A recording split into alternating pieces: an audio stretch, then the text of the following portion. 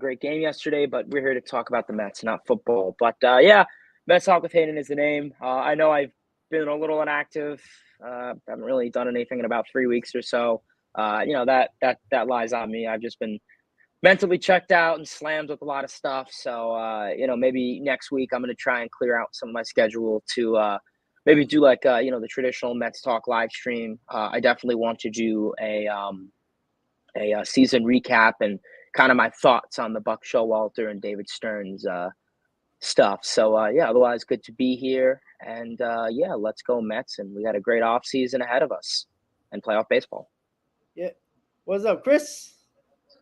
What up? What up? New season, new era, new beginnings, new everything, new manager. I love it. It's a completely new outlook on the New York Mets, and I couldn't be more excited. I think it's a good fresh slate.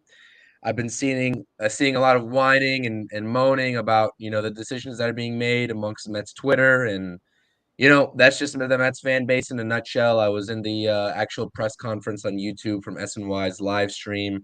Saw a lot of, not going to say the words, but definitely some complaining going on. And I can't understand how any Mets fan can be complaining right now. But yeah, we're going to be talking about it. So CP New York Sports got a lot of different shows under my umbrella popping off. Feeling blue for the Giants. Rangers one coming up for basketball or for hockey season. Got Knicks talk. So a lot of different stuff going on. So appreciate you guys tapping in with me, and let's talk some New York Mets. All right, sounds good. Nelson, what's up, buddy? Sorry, I had to take myself off mute. I'm good. Just fighting off the Jeff McNeil stands on X and living the dream. Excited that Buck is gone and Stearns is officially at the helm. But yeah, Amish Country Mets fan here. Check out the channel if you haven't already. Please subscribe. I'd appreciate it. Awesome to be here with you guys to kind of wrap up the season, and we'll have some interesting stuff to talk about. Absolutely. All right. So David Stern press conference was very interesting. There was a couple of comments in there, a couple of things that, of course, it's basically all the topics today that David Stearns was asked about, and what he said that kind of opened up a little bit of eyes when it came to certain people like Buck Showalter. They already had to clear the air because it already looked bad the way it happened with Buck yesterday, and he kind of cleared it up, but it still felt kind of weird because I was at the tailgate before the game, and it went down that Buck Showalter is not coming back, and he talked about it in his pregame press conference, and it was weird how it happened. It was kind of awkward, and you saw right away David Stearns and Steve Cohen defending themselves on how they did it. Steve Cohen talked about the playoffs coming up, and they had a short amount of time, and David Stearns says he wasn't allowed to speak to anybody from the Mets or Buck Showalter because he was still under contract of the Brewers, even though the Mets been speaking to David Stearns for about 3 years now. But I guess, they tried to defend themselves. I mean, I thought it was hilarious that they tried to, but it is what it is.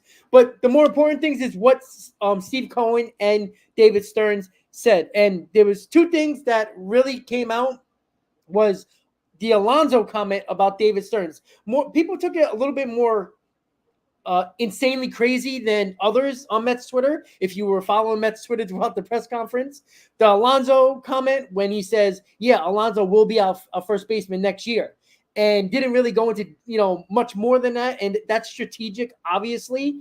But when he said that, and the way he's like, oh, he's homegrown, he's a great ball player, he's this, he's that, it seemed like a guy that I wouldn't say really I don't know how much he likes Pete Alonso. I think there's something there, more to it than that meets the eye. I guarantee you he was part of this whole conversation with Alonso and the Brewers and the Mets. I think he has more to do with that than we actually think. And we'll know because if there's no extension this offseason, even though the Mets have no problem with making guys go to free agency like Nimmo, Diaz kind of went to free agency, and obviously McNeil didn't, but they don't mind sending their guys to free agency and then signing them a little bit later. So with that said, the comment that he didn't really, it was more strategic than anything else. So I'm going to go to Hayden first, the biggest Pete Alonso fan I know. When David Stearns says, yeah, he'll be our first baseman next year, kind of opens up some eyes on Mets Twitter. And a lot of people, and even on, I saw Chris on the SNY YouTube channel as well. And people weren't happy with, they had a lot of stupid comments. But what do you think when you heard that? And if you didn't hear that, that's basically what he said. Oh, he'll be our first baseman next year. What does that tell you? Is that him just being strategic, or is that him, basically telling you, I'm going to keep my options open? Yeah, I mean, I guess to start things off first, I mean, I caught, most of the David Stearns introduction press conference. I watched it a little bit earlier today. And yeah, I mean, overall, I was impressed. I thought he killed it. I thought he did well. I thought he said everything that every Met fan essentially wanted to hear. Cohen, kind of cleared the air about the whole Buck Showalter situation. And, I kind of concurred with that. David Stearns coming in, he's the president of baseball operations, and I think he's entitled and has the right to, bring in his guys. Obviously, I think in a lot of, sport franchises, it can get very complex when you have, so many guys from different front offices originally. And what was interesting is Stearns kind of took that and said, well, that's unique. That's good. But, obviously he's entitled to bring in his manager or, whoever he wants to bring in essentially. So, sorry. So I thought, that was good. He cleared up the air with that. We talked about how, grew up in New York. He was a Met fan. He snuck into Shea Stadium, which I mean, I can't really imagine doing that today. But he pretty much said what needed to be said. He talked about what this team is going to look like down the line, how they're going to be competitive, and whether Epler lied to Scherzer, good for him. But overall, I mean, I enjoyed the press conference. I thought Stearns touched everything that was really needed to be touched, everything from competing next year to finding a manager to building the team from success all the ways around, from the farm system to free agency to the offseason, and what the outlook is going to be for this organization and how they are going to be competitive. And I guess kind of answering your question, Rob, when it comes to Alonso, I believe it. I think he is going to be, quote, quote, the opening day first baseman next year. I don't think if it were true, I don't really see why he would say it. I think for an introduction press conference, then why would he say it? He could say something in a week from now that could completely contradict that. Why would he say it? He acknowledged he's homegrown. He's homegrown talent. He's a guy that produces so much.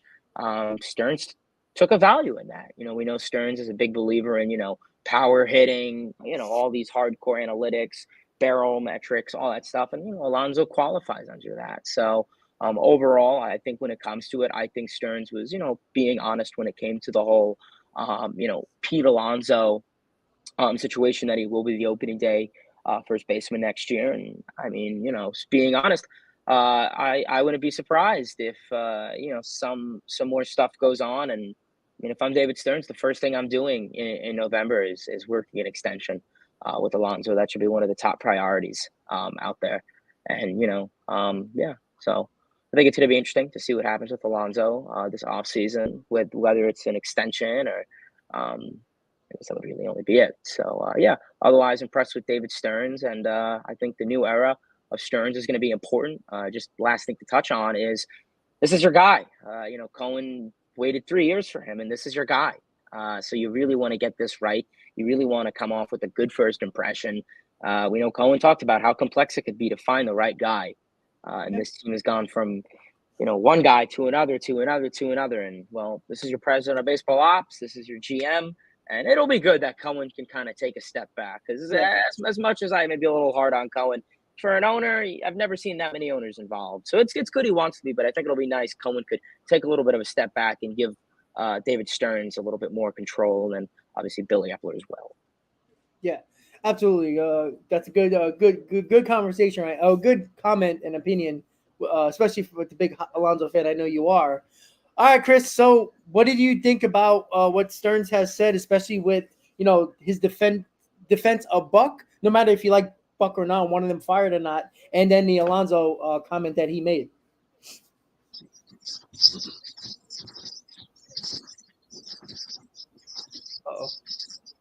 Chris, we can't hear you.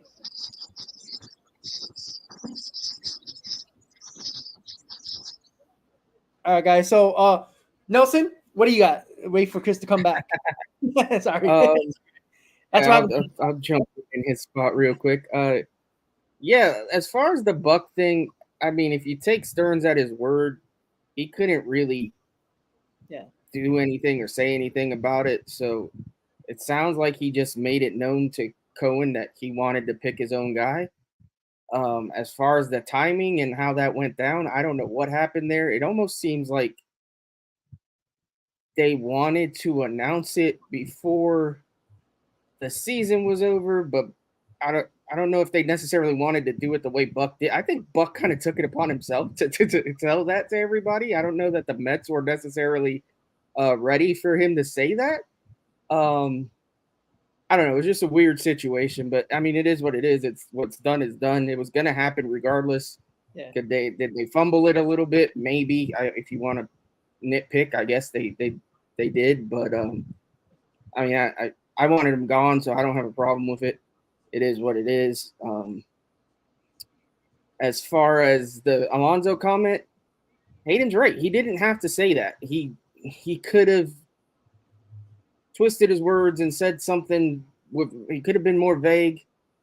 He pretty much admitted that their plan is to keep him to be the opening day starter. You are correct in that doesn't mean that they won't let him get to free agency, but I would think, I don't know, I wouldn't think that's something he wants to let fester that long. Like, I think he's going to want to lock him up, because if you roll into opening day with Alonso not locked up, then you're starting to lose leverage for a move if you have to make one. So you kind of need to get that done sooner than later, because if you lose leverage, then whatever you get, if you do have to trade him, then whatever you get in return is going to be a lot less for an actual rental. Right now, you can argue he's not technically a rental if you trade him early, but you wait till in season, then whoever's getting him is getting him just getting a rental, and they're not gonna want to give you the pieces that you want in return. So I'd look for that to get locked up. I think it's gonna happen. I don't know. I just get that feeling. I liked everything else I heard from him. Good to have a guy that's definitely invested in the team. He's a Mets fan. He said that. He's excited to have his kids grow up Mets fans. So it's good to see. I'm pretty pumped. I know some people are not happy. Some people are never happy, but it is what it is. Yes. Chris, check 1 2. Check 1 2. Can you hear me? Yes. All right, there we go. I was starting to say you guys couldn't hear me. I don't necessarily think I care. Following up on Nelson's point of how the Buck firing was announced. Maybe it wasn't in the best light, but as you said, Rob, there are certain things Stearns couldn't do while being under that contract, and I feel like this decision was a long time coming already. I mean, we've been speculating on this, on the Interstate Mets report with Nelson and I for quite some time now. Interesting to see. I know Lindor, and then previously when we started the show tonight, Hayden was talking about Pete Alonso, the whole situation about going to Steve Cohen directly with the Buck firing. I don't doubt that Buck Showalter has his supporters in that clubhouse, and does that suck? Yes, but at the end of the day, as you also said, you should have performed this year. If you really wanted to play for your guy and you wanted him to stick around, you should have played well, because at that point it would have gave Stearns at least a second thought and been like, all right, maybe I will give him this next year as a sort of intermediate sort of year on his last year of his contract, that 3-year deal he got. So David Stearns is fully entitled to his own guy taking over. And I think I saw one of the comments here, I think it was Easy, that said, this next guy, this manager, is going to have a little bit of a unique situation. I'm not sure how much of a full reign this new manager is going to have. I think that David Stearns might be calling a lot more of the shots from the front office. And I don't doubt that we've seen that this year with Buck Showalter and some of his decision making as well, in terms of the personnel, in terms of the in-game decisions. Like, that's where I will give Buck Showalter credit, because there's a fine line when you move towards the new era of baseball and you have these more analytic driven decisions. And it's always tough on a manager. So I will give Buck the benefit of the doubt there. I wish him nothing but the best. I don't see him getting picked up by anybody else. So if that's a career, he goes back to TV. It is what it is. But moving forward, David Stearns said all of the right things, 100%. Quick side note, that YouTube comment section, that live chat on SNY was absolutely pathetic. Calling out David Stearns using filler words like and for like, and going at his college degree because he's using these filler words. Like, give me a break. Come on. This is absolutely ridiculous. Like, I'm sure someone comes up here on camera in front of, the world, and they're going to start, fumbling with their words a little bit. So that's absolutely ridiculous. But yeah, man, the Pete Alonso talk, he did not have to say that. You're 100% right, Nelson. It's great that he did say it. I don't think that any one of us really foresaw him legitimately getting traded. But yeah, I think it's great. You lock him up, make sure that's the first thing you do. I think that's the first thing you have to do, right? You can't have this festering into the new season. You lose that leverage. All great points here. It's a shame I'm going last because I have to reiterate what these gentlemen have already said. But yeah, I'm happy. I'm thrilled. Pete Alonso, listen, I get the idea that people are scared about him moving forward and how he's going to age with his power numbers, with his average. I get all that. But Pete Alonso's don't grow on trees. We've been saying this for months. You know what I mean? You don't let a guy like this walk and chance that you're going to match his production over 2 or 3 guys coming up, especially when you have as much talent you do coming up in this minor league system. So listen, David Stearns, I have no doubt about it that he's going to do a great job. I know this is just cliche talk, but he is a Mets fan at the end of the day. Steve Cohen's a Mets fan as well. Having that sort of leverage as well when you're actually believing in the work that you're doing, maybe in comparison to some of the guys that we've had at the helm previously, always helps, always makes me feel better. I know the Mets haven't, it's all cliche talk that we're saying up here. We're trying to be optimistic and positive because obviously we had a lackluster season in 2023. Throughout the board, but it is what it is. I'm not going to sit here and not give this guy a chance. He was one of the best candidates available. Steve Cohen waited for him all these years, and he got the guy. There's nothing else that you can want in terms of an operational standpoint from your owner, right? So I'm curious to see. We'll get into the managerial talk. He wasn't going to commit in terms of whether he at least knew which route he's planning to take in terms of an actual manager and a name, but I'm happy he got the Pete Alonso discussion out of the way, addressed it first and foremost, and put that to bed, so we don't have to sit here and speculate all off season if that's going to happen. So I'm excited. It's a new era, like you said, and like the screen says, it's a new era of Mets baseball. I think a lot of people, especially in this chat, if you're a Mets fan, if you're a diehard, I think you should be excited. I'm not going to tell you how to fan. We should be excited. Absolutely, and those are all great points. And yeah, listen. And I said it on the live during the press conference. I said, there's one thing that I really liked. I wouldn't say he's necessarily cocky. He came off as that a little bit, but he came off as very confident. Like, he didn't read from a piece of paper. You could tell it was from the heart and from the mind. And he had a lot of arms and butts. I mean, listen, he's a fan of this team. Anybody would have been in that. If any of us got the great opportunity to be the Mets president of baseball ops or general manager, knowing that you love this team from basically birth, yeah, you're going to be a little bit nervous. And he didn't show it, but of course you're going to have a little bit of nerves. This is the team he roots for. So I agree with what everybody said here. David Stearns, we know what he did in Milwaukee with limited resources. Now he's going to have the resources and the smarts. And there's a couple of things that he's got to put together a staff for the minor league system. Remember, they fired a lot of developmental staff, a lot of coaching, all types of different, executive branch of the minor leagues. Steve Cohen fired all them. So David Stearns is going to bring in a lot of people here of his ilk, of the people he trusts when it comes to drafting and international signings and all that stuff. So that's something that we're going to see going forward with David Stearns. So why I put competitive in 2024 in quotation marks is because we heard that a lot over the 2023 season with Steve Cohen's. He said that in the press conference he had that, yes, we're going to be competitive. And people took that as, oh, they're not really going to spend a lot of money or try. And then you heard the exact same words coming out of David Stearns' mouth today. And if MLB ever wanted to get the Mets on tampering, they can just use those lines, because clearly they spoke about this.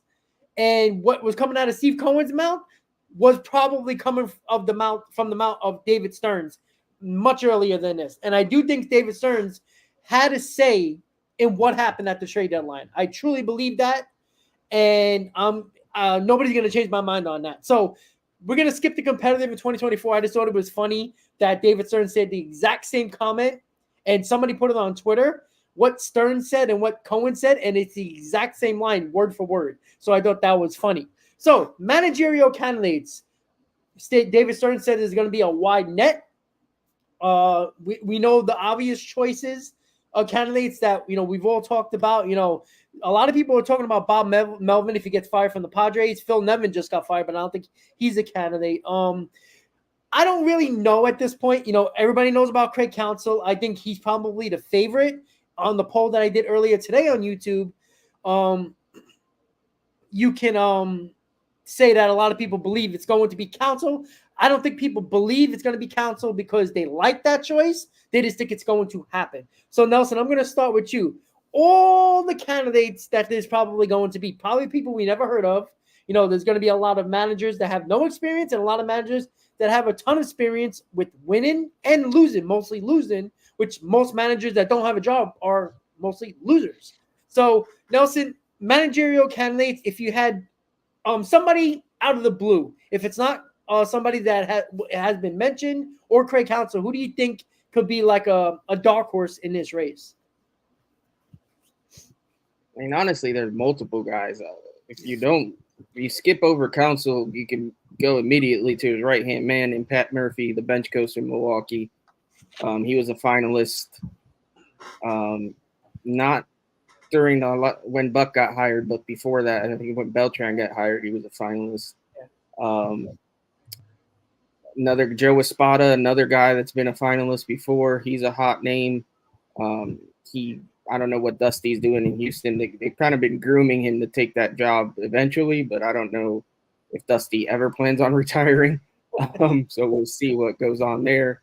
I'd look out for him. I do like him. He doesn't have managerial experience, obviously. Neither does Murphy. And Beltran, his name's going to come up, obviously. A name that I don't think will be available, but if he did become available, I'd jump on immediately is Alex Cora.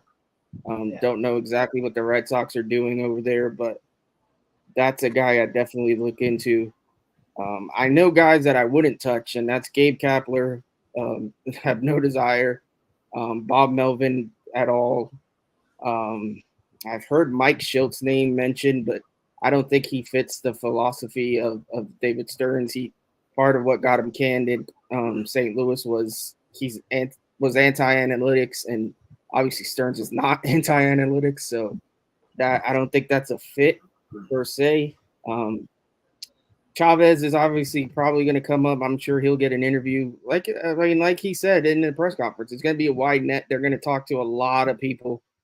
For me, I'd probably swing my vote to Espada as my leading candidate. But I'd be happy with a few others. I like Murphy as well. And obviously people are going to think Counsell is going to come here. I'm not so sure. But we'll see. It's going to be an interesting development how that all works out. And I'm sure they're going to try to get it done as quick as possible. So I'm sure he'll be lining up candidates as soon as he can, and then get somebody hired like shortly after the World Series. Yeah, exactly. And, the thing with Craig Counsell, his team's in the playoffs. If they go deep in the playoffs, you can't speak to them until after the World Series, and candidates might get off the table, especially if more teams like the Angels just fired Phil Nevin. A couple of others might be fired over the coming days, so we'll see how that goes. So, Chris, managerial candidates, you have a dark horse? I don't know if I have a dark horse. This is a really interesting topic to me, just because, like I said in the previous discussion here, which of these guys that we just named, right, are going to relinquish that sort of power and have that fall under them? Like, even if you're a first-year manager, are you really going to want your first managerial, your first crack at a managerial spot to come from in a position where you're going to be handed down instructions from the front office? So I don't really know. It's going to be kind of tough, to be honest with you. That's why I believe in the right decision being made if it's feasible, right? And like you guys said, we don't know yet, which is speculation by Craig Counsell. I think they already have that working tandem, which is why I think it'd be, it would work really well, to be honest with you. I don't really necessarily see a problem with Bob Melvin. I don't know really much about him. I know the Padres were a dumpster fire. I don't really think that was anything with his doing, to be honest with you. I would be fine with Bob Melvin. I'd be in on him. Obviously, I think Cora is the option that we would all probably go with as 1A if he presented himself, but I'm not so sure that's going to be a possibility.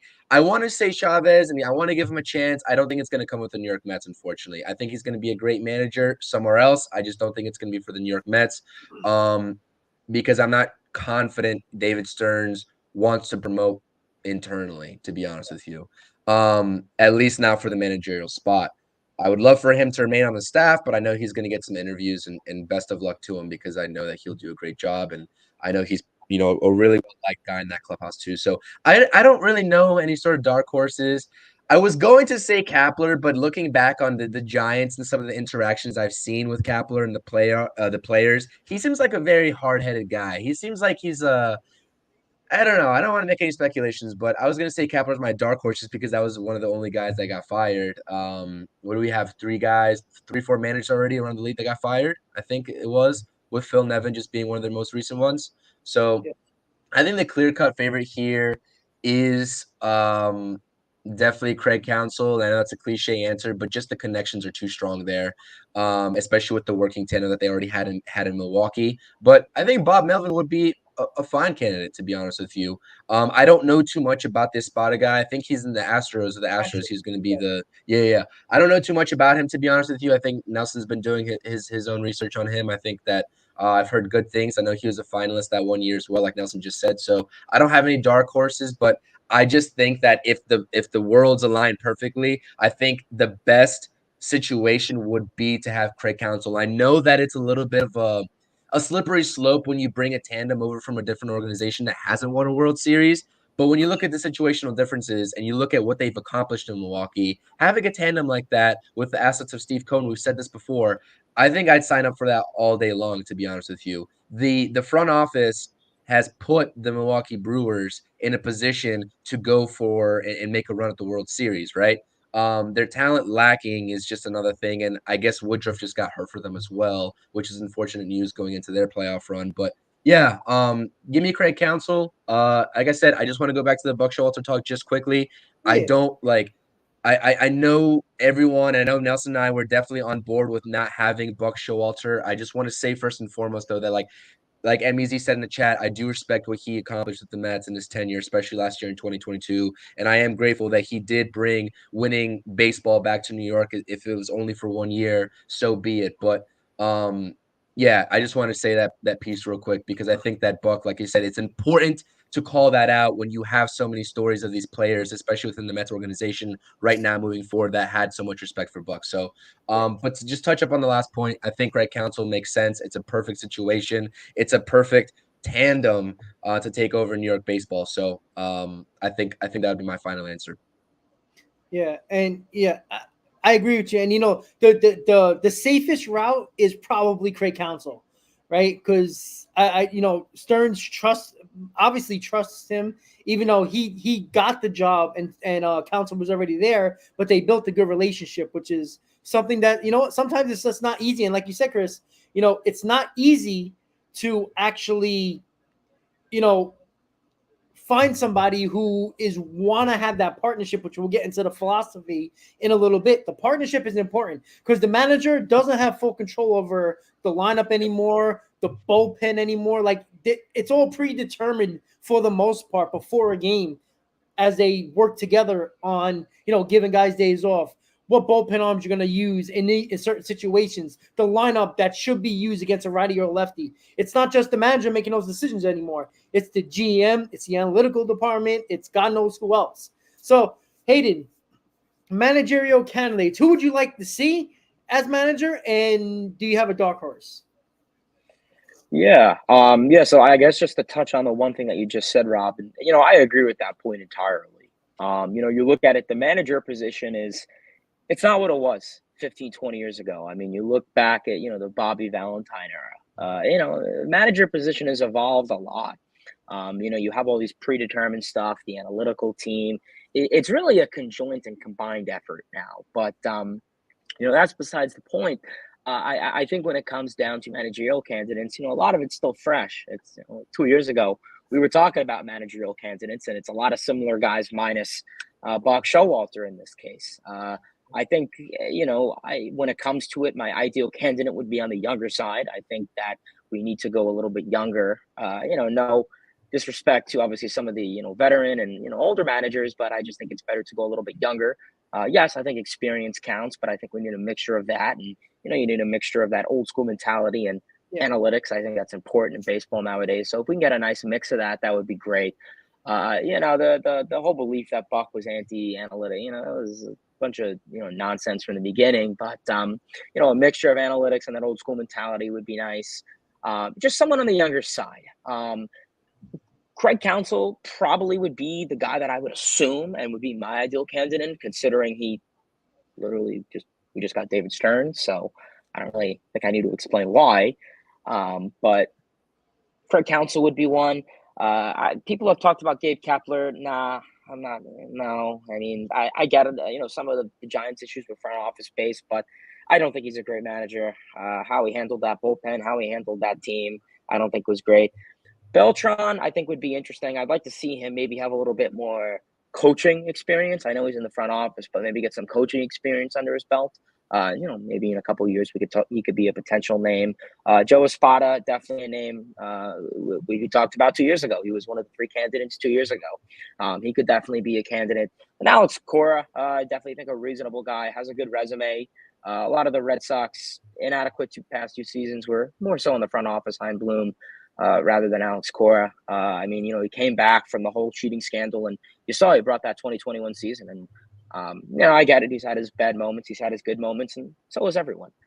So Buck, Boone, whoever the manager is. But, I think Cora could be a reasonable candidate. So right now, I think probably my top 2 candidates that I would envision based off of likelihood to happen and who I would like, it's probably Craig Counsell and Alex Cora. I can't really anticipate anyone internally in the Met system right now that would take over. I don't really think anyone's that experienced, yet alone just has the likelihood to become it. I think it's going to be interesting, and I wouldn't be surprised if it's some random guy that no one that was completely under the radar. I think when the Mets hired Buck in November 2021. I think he was a decent guy to get the job. I think it was really between him and whoever the guy is for the Royals. I forgot his name. And then Espada, something with a Q. I forgot. Matt Quattaro, I think was his name. I think he's the Royals manager now. Yeah, I know those were kind of like the 3 finals. So I wouldn't be surprised if we kind of have something like that again. But you definitely would like to get a manager. I think that'd be a good goal. It definitely could take some time. So, we'll see how it goes. But I think Counsell and Cora, the 2 C candidates, I think are probably the 2 that I would anticipate right now. Bob Melvin, if he gets fired, there's no guarantee he does. But if he does get fired, he could be a potential candidate. Yeah, I'm a little questionable of him too. Yeah, that's really all I got. Yeah, and I know somebody brought up Wally Backman. Listen, guys, that's a DUI waiting to happen once again. Just he'd wake up that clubhouse, that's for sure. You know, but you know what? You know what? With this, soft-minded team and mentally soft team, Wally Backman would have them crying in a corner. Like, no, it ain't gonna work. Wally Backman's way of managing and getting in people's faces does not work no more in baseball. These guys will fall to their knees and cry like babies. They're not the same ilk like the 90s players and the 80s and the 70s players. They don't got that thick skin anymore. They just don't. And look, Wally Backman, the Mets had him in the organization managing, and he basically pushed himself out of a job because of his stupidity, his drinking, his DUIs, and God knows what else. It's not going to happen with Wally Backman. I know the Wilpons had a bad situation with him, and it's Steve Cohen, the new owner. But as much as Steve Cohen probably loves the '80s Wally Backman, you can't bring him to this team, especially when you have a core here that you have these guys in their prime. You don't need a manager to basically scare them to death, and they can barely perform under pressure now. Let's not put a manager that they're going to be on pins and needles for 162. It's just not happening. So, with the philosophy that David Stearns, at least we think David Stearns is going to bring. I mean, if you look at his teams in Milwaukee, it's pitching and power. That's two of the things that is very, very noted with the Brewers. And the average is really not there with a lot of the Brewers players. The bullpen and the rotation is usually pretty good, but average is not there. If I'm not mistaken, I think they're middle of the pack in stolen bases even this year. So they're not a very how analytics is not very big on stolen bases either. So I do wonder what the philosophy when Cohen says, "Oh, we have the same philosophical opinions and thoughts about what we want going forward." I don't know what that is. I guess we can all speculate because that's what we're doing. Chris, I'm going to start with you. What do you think David Stearns' philosophy with the resources now? Because that's going to change. Having a philosophy when it comes to, no resources, and you have to draft well, and international signing, you have to do all that well. Now with the resources, do you think his philosophy is going to change just a little bit because of the resources he has with Steve Cohen? I'm not sure if it's going to change necessarily. I think it changes by default just because of what resources he has, not because of Steve Cohen. Well, I guess you could say probably Steve Cohen, but also Billy Epler in terms of what he has in the minor league farm system. So he has to, what he prioritizes has to also take into account who he plans on, eventually panning out in the major leagues from the farm system. There's only 9 spots. We say this all the time. I mean, you have the likes of Acuna coming up, Gilbert coming up, and then Jet Williams is also on the rise too. Got to figure out what to do with Mauricio as well. So if he really is all about power, I can see him sticking with Mauricio. I know that he's another guy who we just don't know what his future is going to be like with the New York Mets. But I don't think, we all know that he loves pitching. Personally, what I would do, and I would try to mimic what the Rays do. I know it's something that's cliche. It's something that all organizations that they could successfully implement, they would do it. But please, for the love of everything, build a competent front end of the bullpen. Please. We can go out there and sign a staff all we want. We can sign, we can have the best rotation in baseball. They can all stay healthy. They can give us 7 innings. Don't matter if it's a 2-1 ball game or if it's even close and that guy is Drew Smith coming out of the bullpen, I'm going to have a problem because that can't happen. So you know what? We don't even need the best rotation. We don't even need as good of a staff as the Brewers did or have in Milwaukee. We don't even need that. We need guys who can get us 4, 5, 6 innings if we're lucky. And we already have that in Quintana and Senga, which is a great start. Maybe another ace, get Yamamoto, but build the front end of the bullpen because I'm tired of seeing these guys like, quite frankly, he's going to be back. Ottavino, we all know him. Smith is 10 years up in the air. And then who am I thinking of? One more guy that I just can't. Get Gott out of here. Like, please. So yeah, I don't know if his philosophy changes all too much. We just saw a report, and this goes back to being competitive in 2024 and that topic. I forgot who it was on Twitter or X or whatever you want to call it. He's basically saying, and this is sort of foolish, kind of like an obvious tweet because we all still speculated that the Mets were going to be in on guys like Juan Soto via trade or a Shohei Ohtani. Like, we know the Mets are going to be in on it, but when the whole Max Scherzer debacle came out and he said the goal wasn't to win in 2024, all these fans started questioning the front office, and Steve's getting cheap on us already in year 3, all this and that. Well, I forgot who reported it, but basically just reaffirming that the Mets are going to be in on Shohei Ohtani, and they're going to be looking to pursue guys like Juan Soto if they value these guys, and if David Stearns is the one to value these guys. And I think he is. If he's a power guy, he loves power, bring Juan Soto to Queens. And you know what? Don't even wait to do it in free agency. You have the assets to go ahead and trade for him. You have the money now to go and extend him. He's a 24-year-old phenom. Like, we've been speculating about Juan Soto for a while when his status was coming up in question when he was in Washington. Get that man in Queens. Like, those types of guys behind Pete Alonso, who's presumably going to get this extension, is going to make this one of the funnest baseball teams that we've ever witnessed, and also around the league has ever witnessed. And let's face it, we need a lot of bolstering on this roster as it currently stands to compete with the Atlanta Braves. And I hate to say it, but we're kind of behind right now. And if we have a lot of catching up to do if we're going to be competitive in 2024. So, yeah, you know what? We have an excess of talent in minor league systems. I'm not saying get rid of them for the sake of getting rid of them, but not all these guys are going to be able to come up in the New York Mets organization and be starters for this team moving forward in their careers. So something's going to have to give. Pitching, you know, fundamentals on defense. We've always talked about Pete Alonso. Rob, you always point out Pete Alonso's defensive or lack of defense, I should say, here and there. It's something that needs to get better. Obviously, Ronnie Mauricio, another guy who we don't know where he's going to be at defensively in the major leagues. Francisco Lindor is the mainstay at shortstop. We all know we have a great defender in him. Brandon Nimmo's a solid defender. We got Gilbert coming up. Defense is going to be something that I'm not really concerned about with the New York Mets, but it is, where's that power coming from if it's not Lindor or Alonso? Where is it coming from? Who's going to be that guy that gets brought in to boost this lineup when those guys are getting pitched around, presumably? Because we saw it all this year. They had no reason to pitch to Pete Alonso in certain situations. I'm not saying, I'm not giving that excuse, but who's going to be behind him? Who's going to be that fourth hitter or that fifth hitter right behind Pete Alonso? So, yeah, I'm excited. The bottom line is in my rant, and I know I'm talking a mile a minute here because I'm so excited, and you can just tell how thrilled I am to have David Stearns here. That's not a joke, by the way. I love David Stearns, man. I'm a David Stearns guy. He has a plethora of options, and I think that's the most important thing. The front office didn't leave him with crumbles saying, here, figure it out. The front office put him in a position to succeed right off the bat.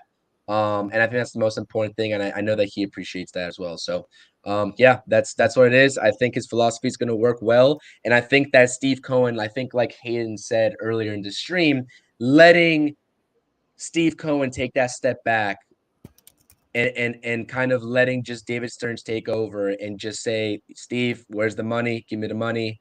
I want to play that meme so bad. I wish I had access to that Steve Cohen meme we play on Interstate all the time. Like, pack your bags, kids. Steve Cohen just bought you. But yeah, man, no, to end my rant, just excited. I don't think his philosophy changes. I think he's going to bring over what he learned in the Brewers organization. And he said that in his press conference as well. He said that whatever he learned in the Brewers organization, and even as a in the scouting department under Omar Minaya on the Mets, you know, I think he's going to bring that same philosophy. So I'm excited. Yep. I said that like 5 times already. So it's cool. So yeah, I agree with that. And, you know, this explosive, and a couple of people talking about like 2024 and they're not going to be that good. Can we be completely honest? Did we watch the Arizona Diamondbacks and the Miami Marlins scare away from a wild card spot and they just fell into one? You know why? Because they're not very good. And I'm saying this to the day I die. This year, the Mets were better than the Marlins and the Diamondbacks and probably even the Cubs. They just had one of the worst months of the year in June, and it completely just spilled over into nonsense. Those teams that are in the playoffs right now had 2 weeks of great baseball. That's all they had. That's how they stood into it. So it's funny how people are like, oh, why would Stearns come in? If Stearns is going to do that, he would trade everybody away. Like, they're not bad enough to say, let's punt on 2024. And they're not great enough saying that we should go all in once again to let's see if we can win a division and a World Series. They're going to be a competitive team. You know why? Because you've seen they were actually competitive against teams that are actually in the playoffs. And the Marlins and the Diamondbacks shouldn't be in the playoffs either. Like they had a decent season, those teams, but they're not that good. That's why the National League is a lot easier to make the playoffs. And if the Mets can do that, and again, we saw the Phillies with 87 wins who looked competitive and made the World Series. So you don't have to, and like Chris says, bullpen is very important. Look at the ERAs in the National League. Not very good. The Braves have injuries in their rotation. The Dodgers have injuries rotation. Woodruff is not pitching in the playoffs now for the Brewers. These pitching staffs are not very good. Like Taijuan Walker, who everybody wanted back, has a 4.5 ERA with the Phillies, and he's basically their number 3. And even Wheeler has a 3 ERA. So it comes down to they can't have months like June. If they don't have months like June, if they would have had a 500 June, they would have been right in the mix at the end of the year. That's all they had to do was be 500 in June, and it could have been all different. If they were, 12-12, look at the record. They would be close. They would be around the 500 team, which a couple of games over will get you into the playoffs. So, Hayden, philosophy for Stearns, do you think it's going to be similar, or it's going to be a little bit more different knowing that he has the resources of Steve Cohen? Yeah, I mean, I think, you look at his mentality in Milwaukee when, it was a cheaper market team, like you said, power and pitching, the 2 Ps. And, now he's coming over to this team, and, that was kind of an interesting thing that I thought originally is, you're going to have an owner who has, endless amount of money in his pockets, and then David Stearns, a guy who's used to, I don't want to say a little bit more Moneyball, but a little bit more, I guess essentially so, more analytic and on the cheaper side. And I think you combine that, and I think that's honestly, I kind of feel like that's somewhat where Major League Baseball is going now. It's a mixture of money and analytics, and I think that is what I've been a big proponent of all along. You guys know on my channel, very big on analytics, Baseball Savant, Fangraphs, StatMuse, all that excellent stuff that people look at me and say, what language is that? I think that's important in today's game to have a good mix of that. And I think that is the mentality that the Mets are going to go on to now.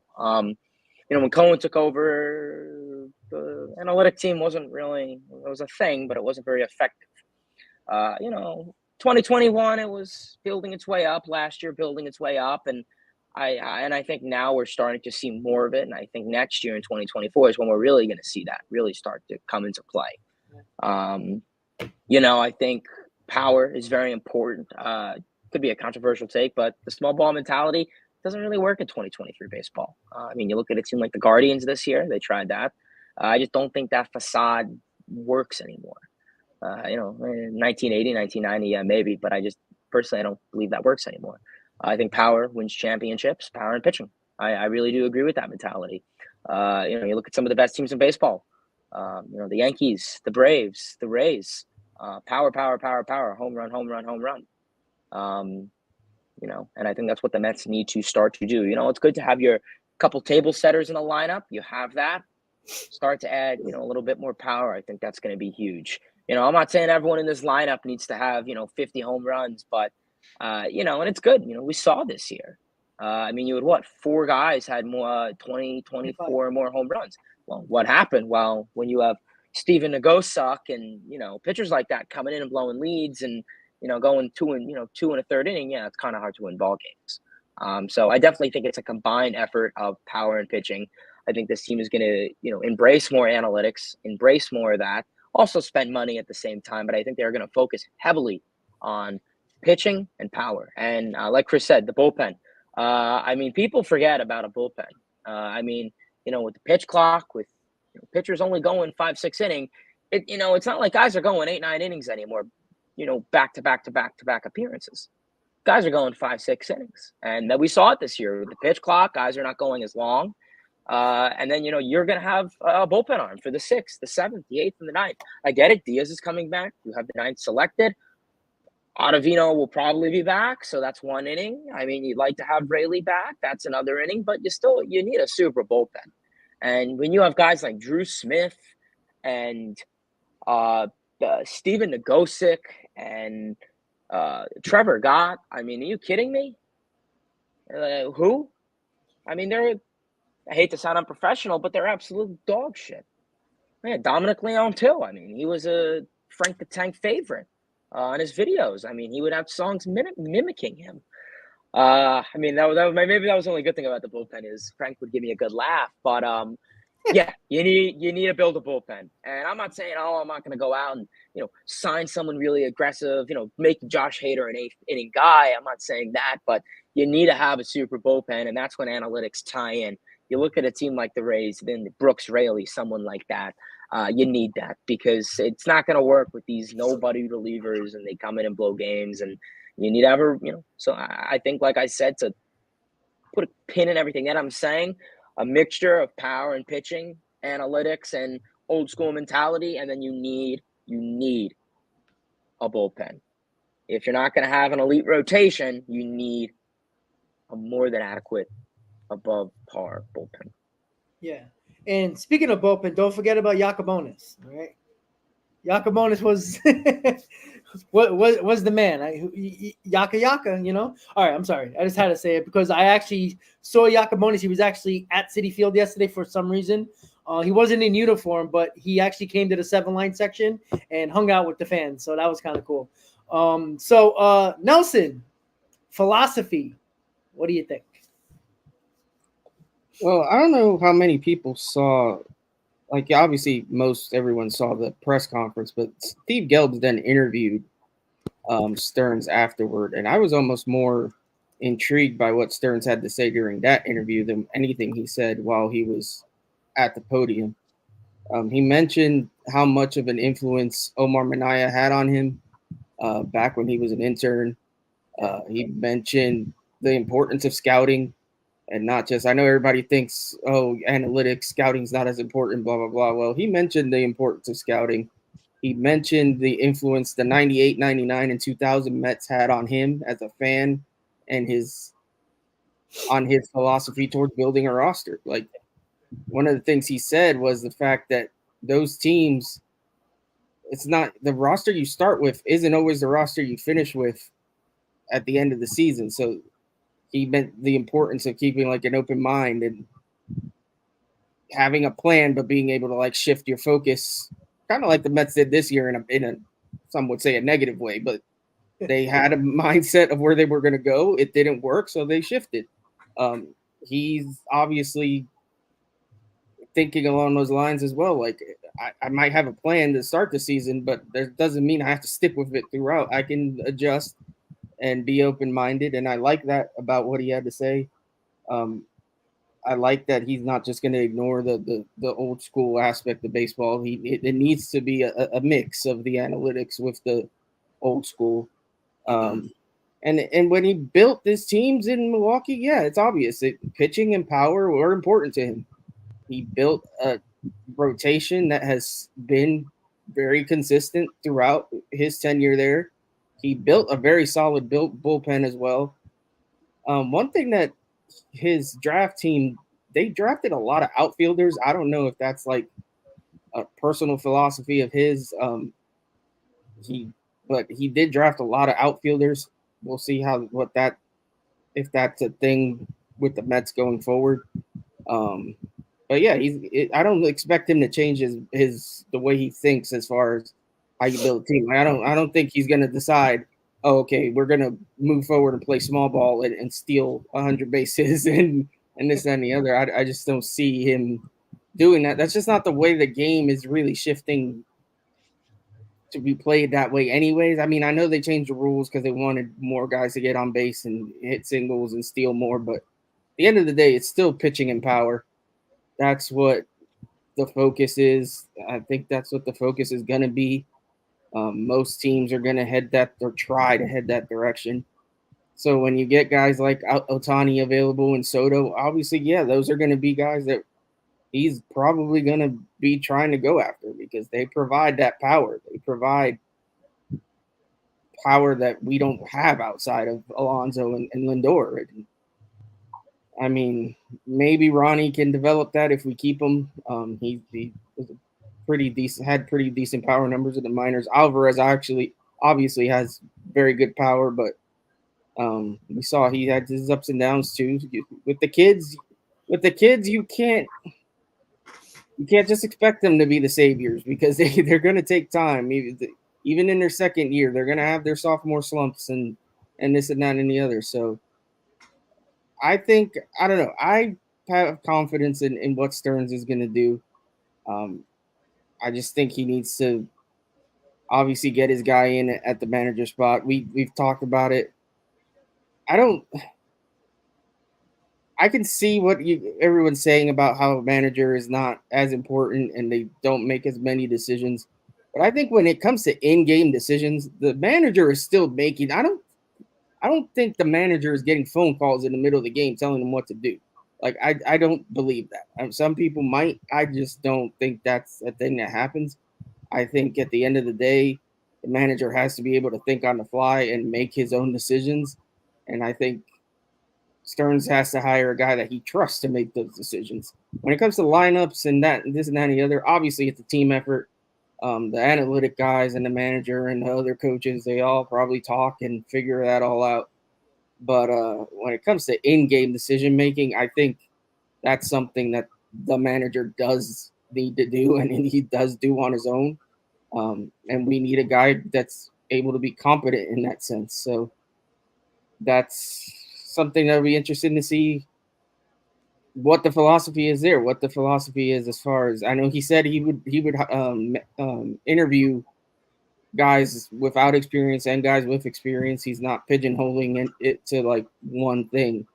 So yeah, I'm curious to see where we go with the manager because I feel like that kind of just springboards everything else and what else happens throughout the offseason.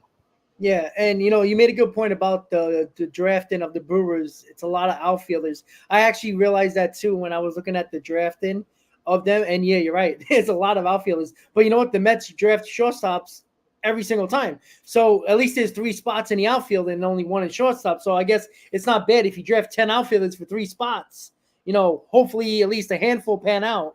50% will be, pretty damn good. So yeah, I agree with the philosophy aspect. I think it's going to be – I think that if David Stearns knows that he likes a player, he's not handcuffed by the money situation anymore. And I think that's a big deal because if he's as smart as everybody say he is and the recognition and all the, the glamour of everybody saying, and Steve Cohen said it, he spoke to baseball people when he went to owners meetings and all that. People said, you got to hire this guy. So if he's as good as he says he is, and he puts people around him that know what the hell they're doing, then having that extra resource in money can only in a bigger picture can actually, hopefully be a good thing going forward. Because if he doesn't have the money and he gets the Brewers what he got in the playoffs 5 out of the last 6 years, you would think he can do just as good a job, if not better, with some money. So before we get to our final thoughts, I think it's good that David Stearns is here. Obviously, he has a lot of work to do. And people who are in the chat that are killing Billy Epler, I was one of those guys that were killing Billy Epler in 2022, right? But then, I kind of took the emotion a year later out of it, and there was nothing really Billy Epler can do because there was probably 5 guys in our farm system that the Mets were willing to trade, that teams wanted from the Mets farm system to get better at the deadline. And 4 of those 5 guys are currently on the 2023 Mets.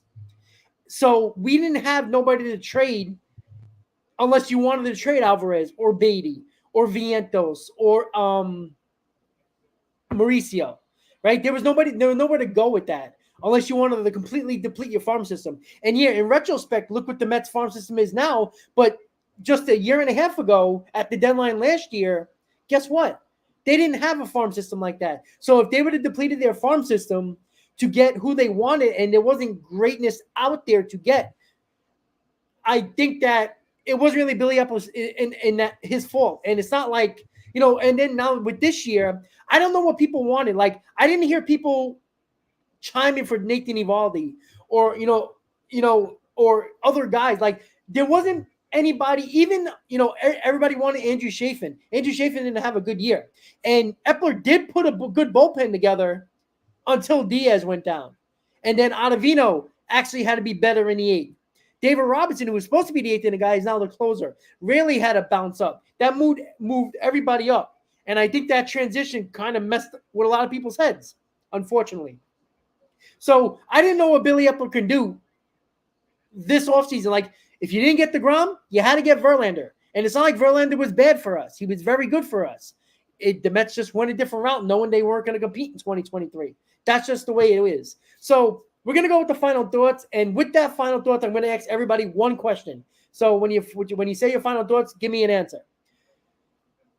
What one player do you want the Mets to get via trade or free agency that you want 100% on the Mets? I'm going to start with Hayden. Final thoughts and the one player the Mets via trade or free agent you want 100%. Got me on the spot. Any player from trade or free agency. Probably my main two.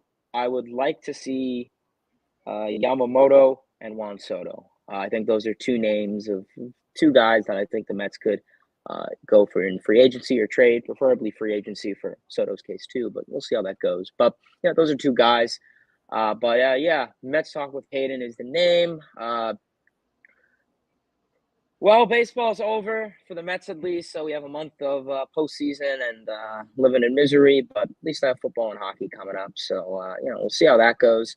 But I'm definitely gonna, like I said, try and be more active on the channel. Gonna probably do a Mets Talk live stream hopefully next week, and then my season recap, and then my off-season preview, as well as Buck Showalter, David Stearns, and all that great stuff. Appreciate Rob, Nelson, and Chris, and everyone for being on here. Great to see everyone. And it's definitely gonna be an exciting time for the Mets Roundtable podcast in regards to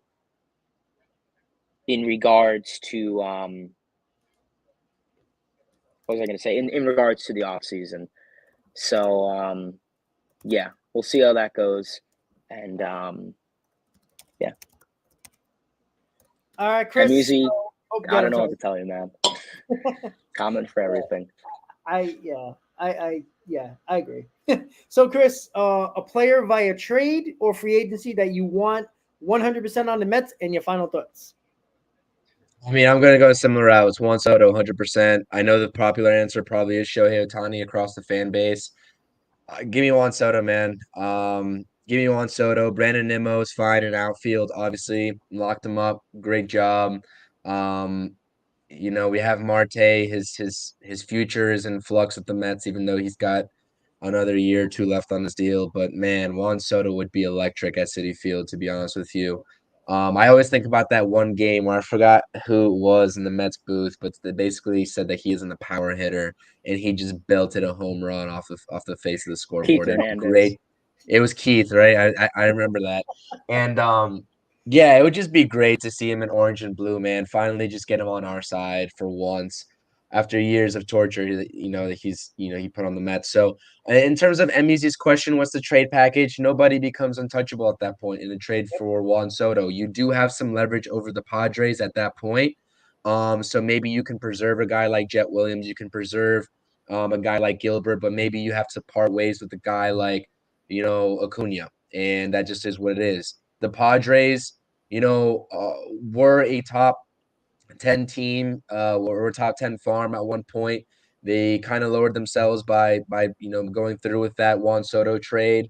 The Hader trade was in there as well at some point. So the Mets do have some leverage. But if I had to predict what a trade package would look like, the Padres are still going to go after their guy who they want in the Mets farm system. And at the end of the day, I think the Padres can fully walk away with it and trade him to whoever they really want to trade him to. So, you talk about a guy like Ryan Clifford, you can start to throw him in that conversation. I know I don't want to judge his, what he's done so far in the Mets organization, but, I know he's a little bit more versatile, but Ryan Clifford could definitely be used as trade bait. I would probably, out of the untouchables that we said between Acuna, Williams, and Gilbert at this rate, I don't know. If Acuna makes the trade happen, you gotta do it, to be honest with you. That's why you got him in a deal for Max Scherzer, right? This is what you got him for. You might, have him as a starter moving forward, but you can easily flip him. And it'd be a Juan Soto for Max Scherzer type trade. I'm taking that all day long. Like, come on now. That's what it would equate to. So, no, I mean, in all seriousness, the Mets have, out of any sort of trade targets, minus maybe with the Brewers because that owner hates Steve Cohen, the Mets are in the driver's seat now in terms of who they can give up, and they have the flexibility to do so. So I'll just address Emizy's comment that way, but Juan Soto 100% for me. I'll just give you one. I can go down the list, but I'll give you Juan Soto. CP New York Sports, subscribe to the YouTube channel, all that fun stuff. If you're a New York sports fan in general, not just the Mets, I talk Knicks, I talk Giants, I talk Rangers, I talk sports betting, man. Come on, make some money over with me. Subscribe to the channel. You won't regret it. Thank you, guys. I appreciate the roundtable as always. We'll be back. Interstate Mets Report, providing you some coverage too, Nelson and I on our channel. So appreciate it. Thank you, everybody. Awesome. Nelson, what do you got, buddy? Hey, what's up, everybody? Yeah, I'm Nelson, Amish Country Mets fan. Please, if you haven't, love it if you go subscribe to the channel. I'll be definitely putting out tons of off-season content. I'm not stopping. We're going to keep talking Mets one way or another. As far as the question is concerned, I'd love Soto, don't get me wrong. I just don't know what it's going to take. I don't even know if the Padres are necessarily going to trade him. So I'm not going to go that route. I'm going to say Yamamoto. I want to build around pitching. I love the kid. He's not really a kid, but you know what I mean. Love the guy. I like his stuff, everything I hear about him.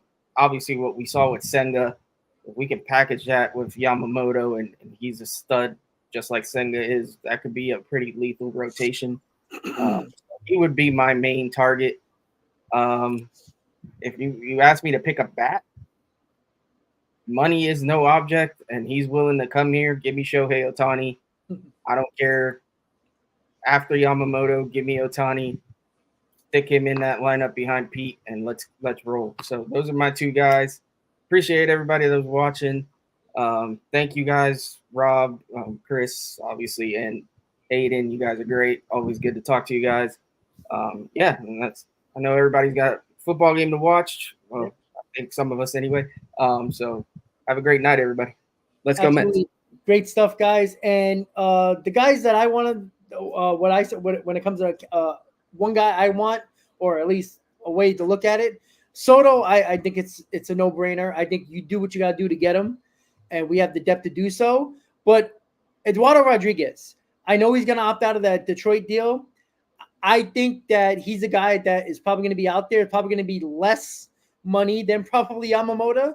Even though I think the Mets are almost a guarantee to get Yamamoto. You went to the agency that represents Senga and Diaz, and Yamamoto's been talked about with the Mets just as much as Stearns have. And I think there's when there's smoke, there's fire. And with the Billy Epler connection to the Japanese players, and with Senga probably in his ear, I think Yamamoto is going to be easily a Met. I'll be shocked if he isn't, just as much as Ohtani to the Dodgers. It seems inevitable. So Erod and Soto is my two guys. So, guys, 2023 is over. Thank heavens. We look forward to 2024 and everybody's content for the hot stove, off-season, draft, everything that we're going to be talking about throughout the season. I'm a Cowboys fan, so Giants, please lose. That would be nice. I apologize. I know it's going to piss off a lot of people, including a couple of the boys here. I do apologize, but guys, it's been a pleasure. Thank you for tuning in to another Mets Roundtable podcast. Nelson, Chris, Hayden, and myself, subscribe to the channels, guys. A lot of content for the offseason will be popping up. We're all going to be collaborating throughout the offseason through hopefully one of the best offseasons in Mets history, hopefully, with David Stearns at the helm. So with that said, everybody have a great night. Go Cowboys.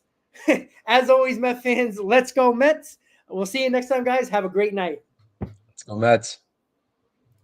I love GM, baby.